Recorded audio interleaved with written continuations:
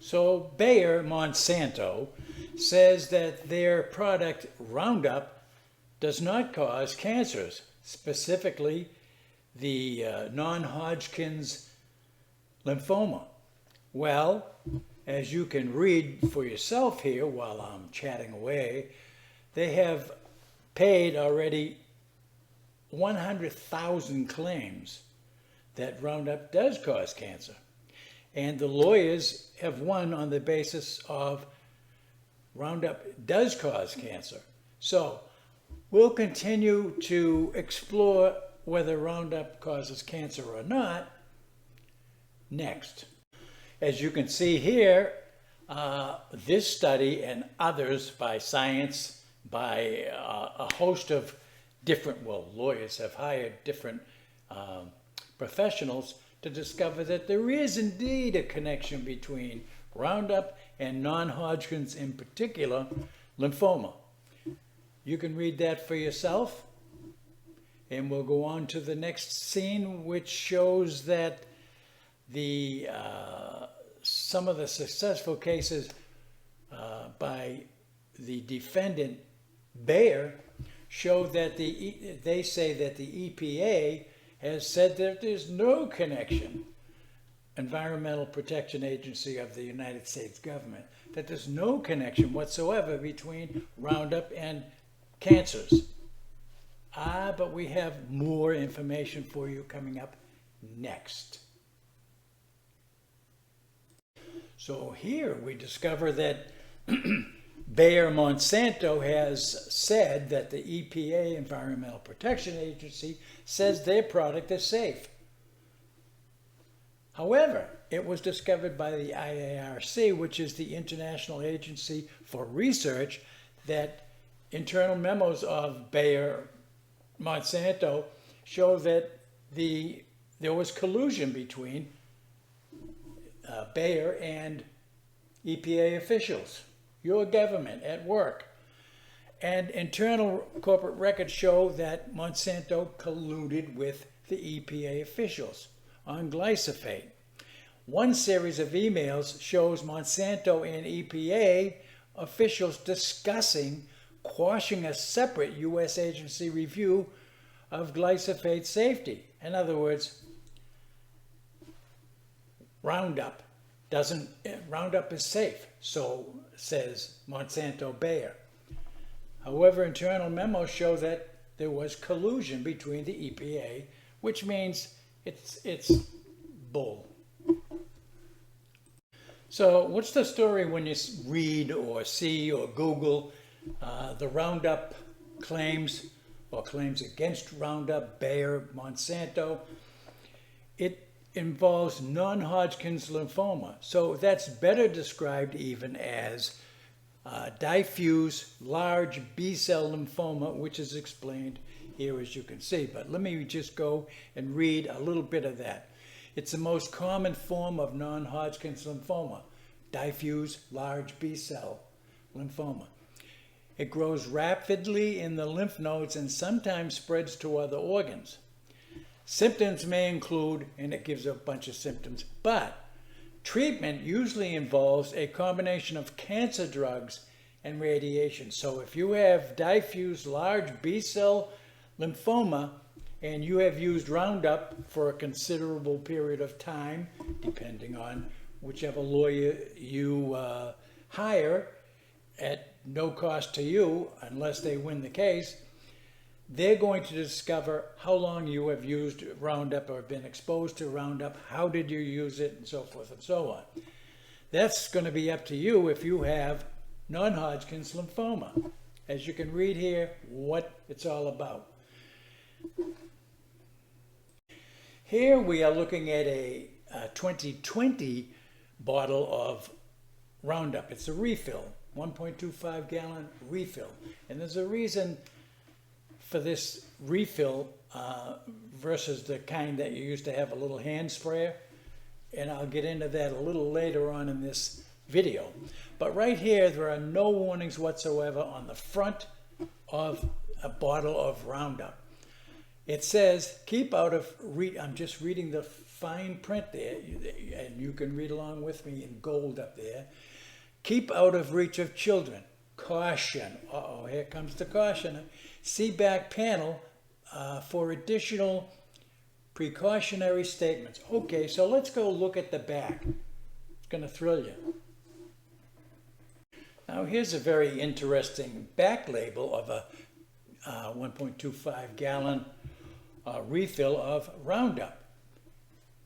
The year 2020, a couple of years ago, before all of this lawsuit really started getting going.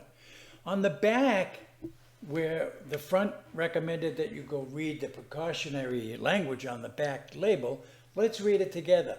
That part where you see the yellow arrow going up toward did you know, which I highlighted here, and reading it, it says, glyphosate targets an enzyme found in plants, here's the biggie, but not in people or pets. You'll be interested to discover in just 1 or 2 more minutes that that language has been removed from all the new containers. Why would they remove it? Right now they're saying that glyphosate doesn't affect pets or humans. Lawyers discovered that yes, it does, obviously. 100,000 claims have been paid, so therefore that's probably part of the reason why that disclaimer, such as it is, where they're saying it doesn't harm humans or pets, has been removed. Be right back. And here we see the new 2023 1.25 gallon refill of Roundup. And it's been updated. They got a little red line. That's how you will know if you're going to buy Roundup, that they have removed glyphosate from it. That would explain why they've removed the language on the back that used to say that Roundup glyphosate does not affect pets or people. Here is the new front. There are no ingredients listed whatsoever, and there's no reference to go look at the back. But let's look at the back anyway. Now the new 1.25 gallon refill of Roundup, on the back of it you can see where that disclaimer that says glyphosates have no effect whatsoever on, no negative effect I should say, on pets or humans. That has totally been removed from the back label. Now, 2023, they had a shareholder meeting apparently, and they discussed whether or not they're going to continue selling this. And they said, no, not in the US, from what I've read. Not in the US. So are they selling it overseas? Who knows? I don't know. But here you could see that that label has been removed, that cautionary label. So at the stockholders meeting, they said it has removing this disclaimer that glyphosate does not affect pets or humans was not for safety reasons. It's just because of litigations. So they have got to convince the shareholders, which I think their stock dropped like 15%. Well, anybody could panic, right? And litigation is ongoing. It just seems like it's going and going and going.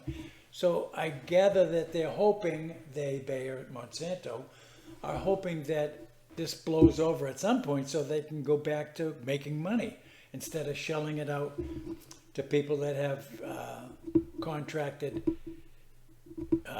lymphoma, Non-Hodgkins Lymphoma in particular. Roundup has an incentive. Instead of buying the 1.25 gallon of weed killer with a wand, a spray wand built into the gallon container at the cost of $29.98 actually at Lowe's currently, then they sell the 2-gallon sprayer that you see the 1 gallon being poured into. that saves you $10. Well, that was an incentive for me in 2017 when I moved into a house that had 1.68 acres of land, and it had weeds under the massive deck, weeds around the garage, weeds around the house, weeds around the shed out back, and then it had a 540-foot long gravel driveway where weeds would just grow up through that. So I would take the gallon refill where I'm saving $10 and pour it into the 2-gallon container, as you can see there in the photo.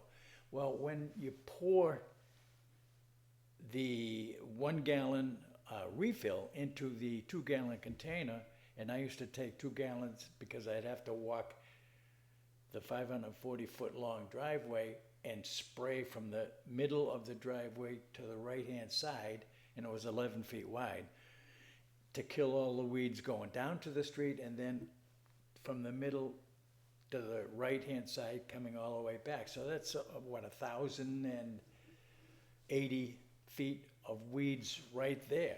So it took a lot of refills. That was, again, in 2017 when I bought that house. Now, the difference is when I poured that stuff, not really knowing it was carcinogenic, it would burn my eyes and it would burn my lungs. You try it yourself, you'll see what I'm talking about. And I did that from 2017 to 2021. That's when I discovered a little tumor going on underneath my right eye.